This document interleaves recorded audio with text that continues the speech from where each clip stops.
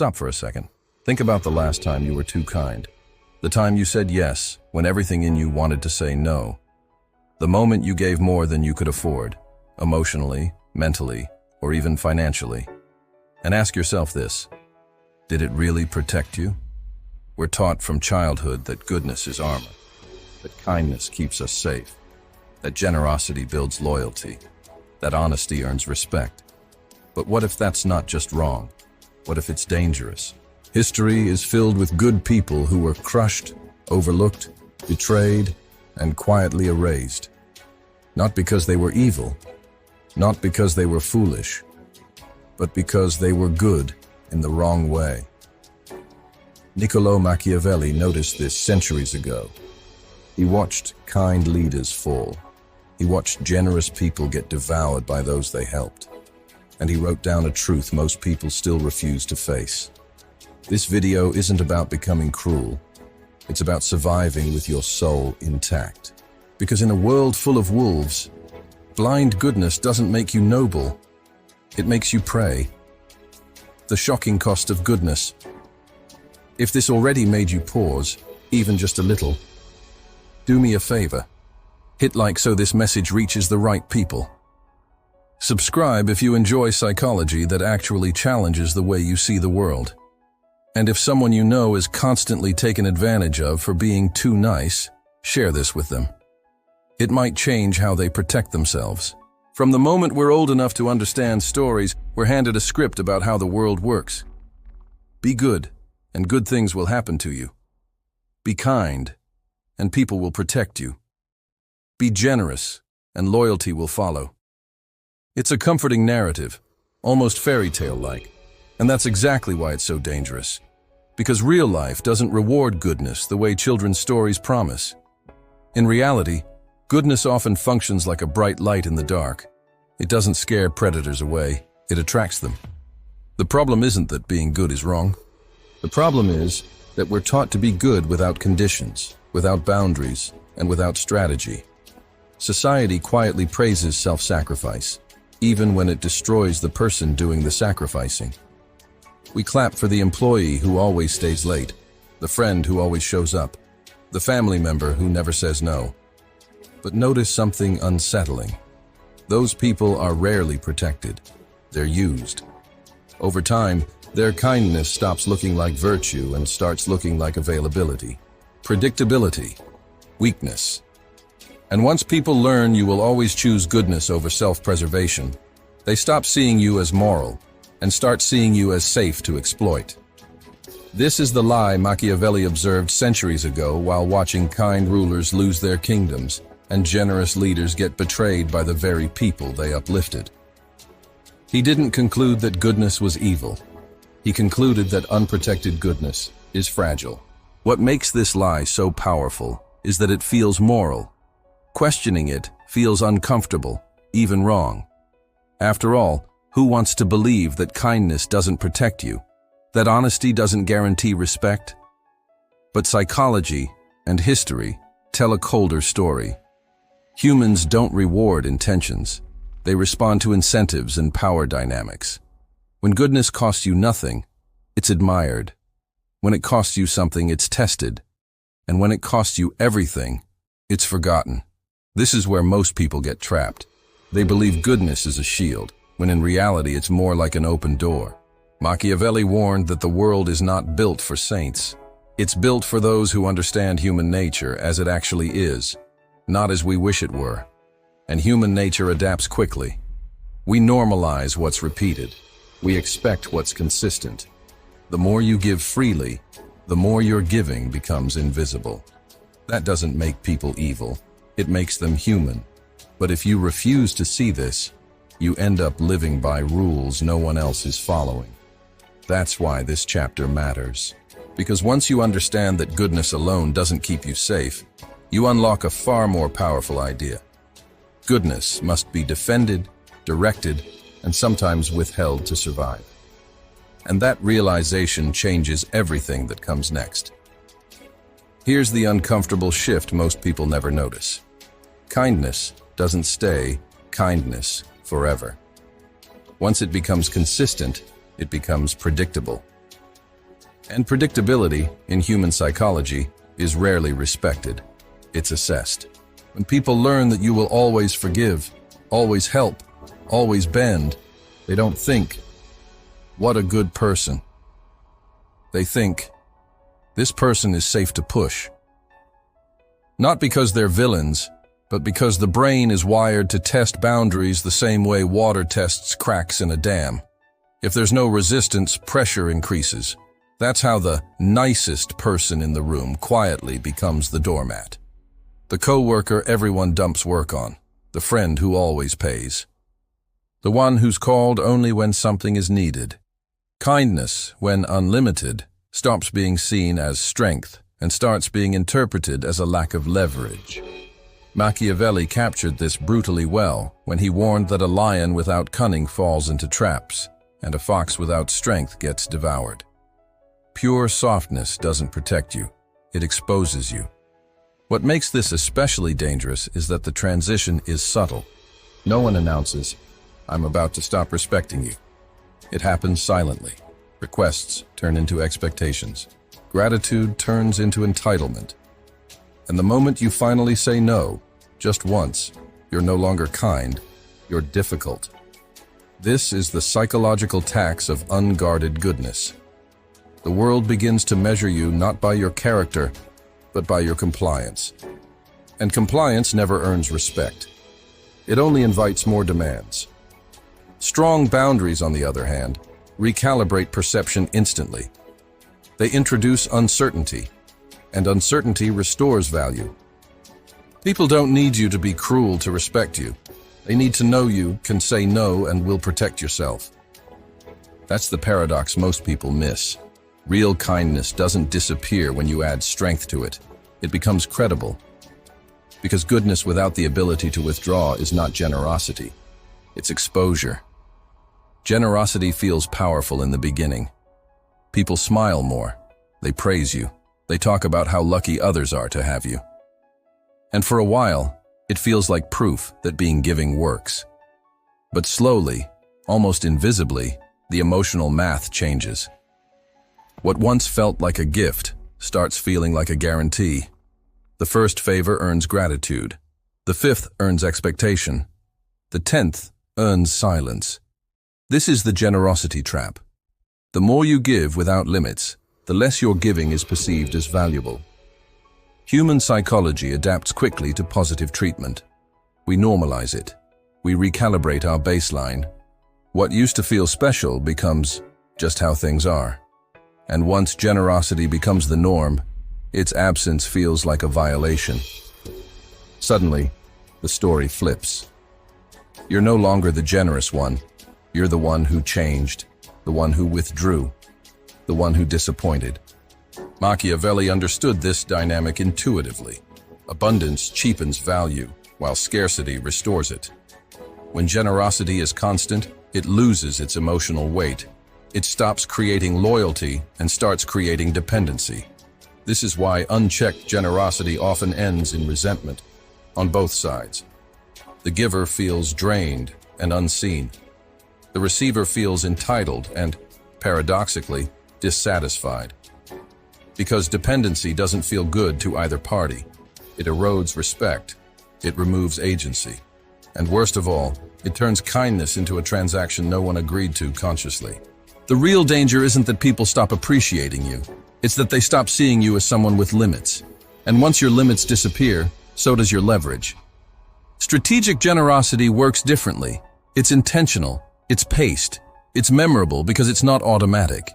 When help is selective, it carries meaning. When generosity is rare, it's felt. This isn't about becoming stingy or cold. It's about understanding that giving is only powerful when it has edges. Without them, generosity doesn't elevate others. It quietly empties you. Gratitude feels permanent when you're in the moment of giving. You imagine people remembering what you did, holding it in their mental ledger, repaying you later with loyalty or care. But that's not how the human mind works. Gratitude has a half-life. Psychologists call it hedonic adaptation, the brain's tendency to quickly adjust to positive experiences until they feel normal. What once felt generous soon feels expected. What once felt like support becomes background noise. This is why repeated kindness doesn't stack appreciation, it erodes it. Each good deed resets the baseline instead of raising it, and when you finally stop, when you miss one call, say no one time, or prioritize yourself, you're not judged against nothing. You're judged against the new standard you helped create. That single absence weighs more than 10 past sacrifices, not because people are cruel, but because memory prioritizes disruption over consistency. The mind notices change, not stability. Your goodness becomes invisible the moment it becomes predictable. This is the illusion that traps well-meaning people, the belief that doing more will make people more thankful. In reality, it often makes them less aware. And the more unaware they become, the harsher the reaction when the pattern breaks. That's why the most overextended people are often accused of being selfish the first time they draw a boundary. The problem was never that they changed. It's that others adapted. Understanding this doesn't mean you stop helping. It means you stop relying on gratitude as your protection. Gratitude is an emotion, not a contract. It fades, shifts, and rewrites itself based on current circumstances. Strategic goodness accepts this. It doesn't depend on being remembered. It structures kindness, so it doesn't need to be. Because once you understand that gratitude is temporary, you stop giving in ways that quietly erase you. One of the most uncomfortable truths Machiavelli exposed is this: society doesn't run on reality. It runs on appearances. People don't evaluate who you are deep down. They respond to what you seem to be. This is why virtue alone doesn't grant power, protection, or influence. What matters is when, where, and how virtue is displayed. The most effective leaders throughout history understood this instinctively. They appeared compassionate while making ruthless decisions behind closed doors. They showed mercy publicly and enforced discipline privately. Not because they were fake, but because timing matters. Showing softness at the wrong moment invites pressure. Showing strength at the wrong moment invites rebellion. The mistake most people make is assuming that being openly virtuous at all times makes them trustworthy. In reality, it often makes them transparent, and transparency without control invites manipulation. The mask of virtue isn't deception, it's discretion. It's understanding that not everyone deserves access to your true intentions, limits, or inner softness. This is where many good people sabotage themselves. They reveal their empathy to those who haven't earned it, and hide their strength from those who test them. Smart individuals reverse this. They present stability, firmness, and resolve first, then reveal warmth selectively. That order matters. Perception shapes behavior. When people perceive you as strong, your kindness feels like a choice. When they perceive you as weak, your kindness feels like obligation, and obligation is never respected. Machiavelli famously noted that everyone sees what you appear to be, but few experience what you really are. That insight cuts deep. Control how you are seen, or others will define you for their convenience. Wearing the mask of virtue doesn't make you less moral, it makes your morality survivable. Because goodness that cannot protect itself doesn't stay good for long. Every act of goodness has a cost, even if no one ever sends you the bill. Time, energy, attention, emotional bandwidth. These are finite resources, yet most good people spend them as if they're unlimited. They say yes without checking the balance. They help without calculating the drain. And over time, the math turns brutal. The more you give away without intention, the less you have to build your own life. This is where burnout, quiet resentment, and bitterness are born. Not from malice, but from mismanagement. Goodness becomes expensive when it's unbudgeted. Machiavelli understood power as economics long before modern psychology did. Whoever controls resources controls outcomes. If you don't control your own resources, someone else will. Unlimited kindness doesn't make you noble, it makes you depleted. And depletion doesn't help anyone, not you, and not the people you're trying to support. This is why self-preservation isn't selfish. it's structural. Think of the oxygen mask rule on airplanes. Help yourself first, or you become another problem to solve. Life follows the same logic. When you exhaust yourself serving everyone else, you lose the capacity to make meaningful impact anywhere. Strategic goodness recognizes that saying yes to everything is the fastest way to say no to your own future. The most effective helpers, leaders, and creators are selective not because they lack compassion, but because they understand sustainability. They guard their energy so they can deploy it where it actually matters. When you protect your resources, your help becomes stronger, not weaker. Because goodness that survives is far more powerful than goodness that burns itself out trying to please everyone. One of the most damaging mistakes people make is confusing nice with good. Nice is about comfort. Good is about outcomes. Nice avoids tension, smooths over conflict, and prioritizes being liked. Good, on the other hand, is willing to be uncomfortable if it leads to something better. This is why nice people are often praised in the moment, but ignored in the long run, while good people are sometimes resisted first and respected later. A parent who never disciplines is nice, but not good. A leader who never challenges their team is nice, but ineffective. Niceness keeps the peace temporarily. Goodness builds something that lasts. Machiavelli's insight wasn't that morality is useless. It's that morality without results is invisible. History doesn't remember intentions. It remembers impact. And impact almost always requires friction. This is where many well-meaning people sabotage themselves. They ask, will this make them upset? Instead of, will this make things better? They choose approval over progress. But approval is fleeting, and progress compounds. Goodness that fears conflict becomes powerless.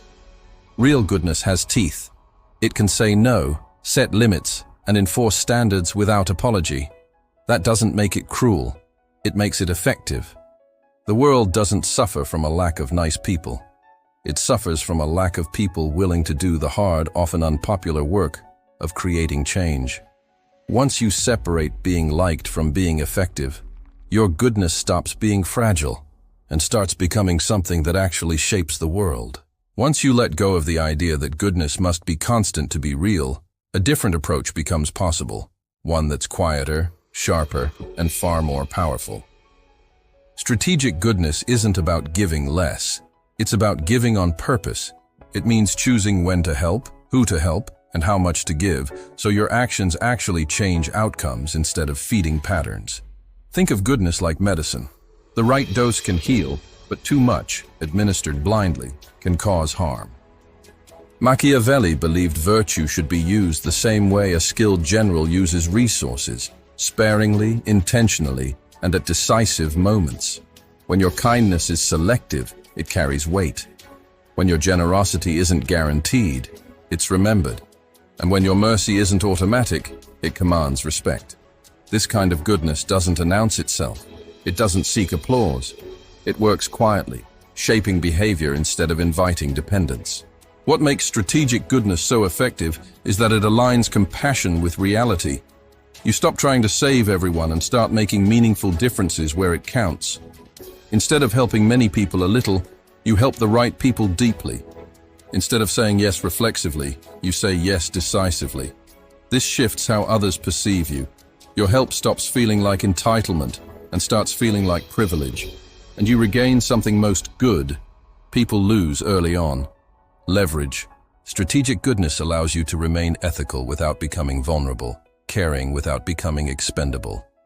It's not colder, it's clearer. Because in a world driven by incentives, boundaries don't cancel kindness.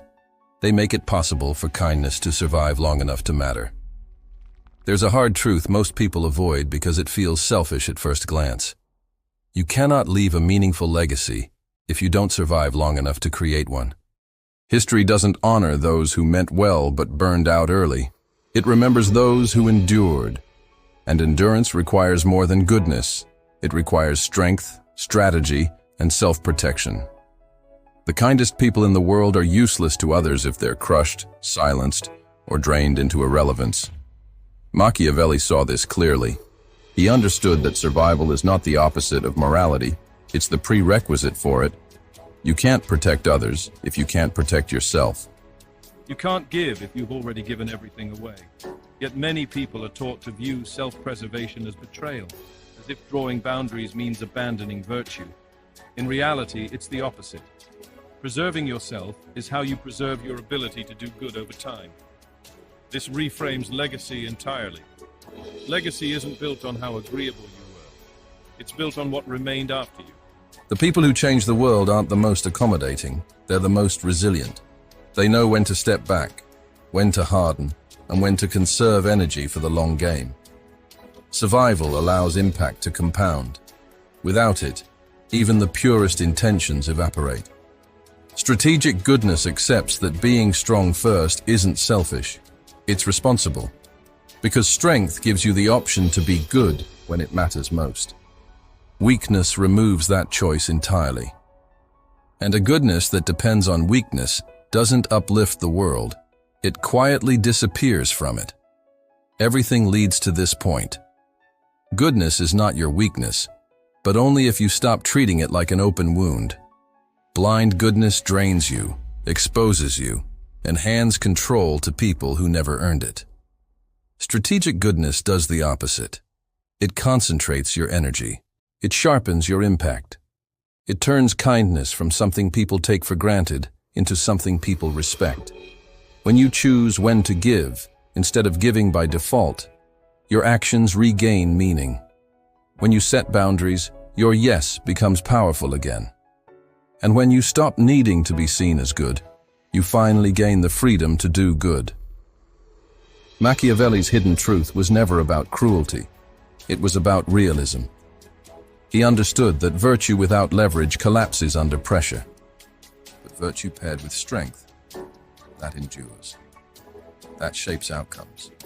That survives long enough to matter. This is the shift that changes everything.